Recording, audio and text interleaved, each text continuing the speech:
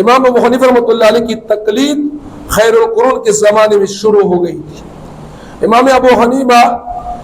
امام اعظم ابو حنیفہ رحمۃ اللہ علیہ 115 ہجری سے فتویٰ دینا شروع کیا۔ 120 ہجری میں اپنے استاد حماد بن ابی سلیمان کے جانشین بنے۔ اس وقت ان کے مقلدین میں اضافہ ہوتا چلا گیا۔ امام ابو حنیفہ رحمۃ اللہ علیہ کی تقلید خیر القرون کے زمانے ہی سے شروع ہو گئی تھی۔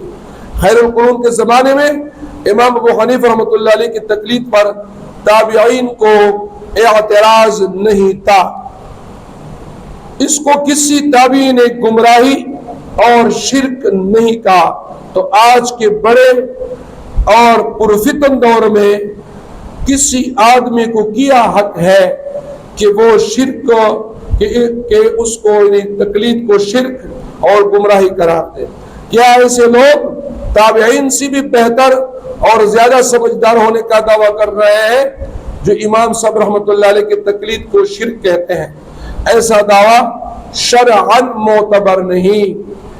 یعنی اگر امام ابو حنیفہ رحمۃ اللہ علیہ کی تقلید شرک ہوتا تو اس زمانے کے جو تابعین تھے، جو صحابہ کرام کے شاگرد تھے، تو کسی بھی صحابی کے شاگرد نے امام ابو حنیفہ رحمۃ اللہ علیہ کی تقلید پر اعتراض نہیں کیا۔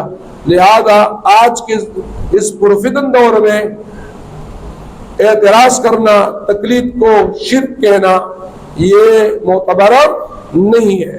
لہذا ہم امام ابو حنیفہ رحمۃ اللہ علیہ کی مقلد ہیں، اس کی تقلید کرتے ہیں اور اس کو اپنا امام مانتے ہیں۔ اللہ تعالیٰ ان کے قبول پر بے انتہا رحمت اور برکت نازل فرمائے۔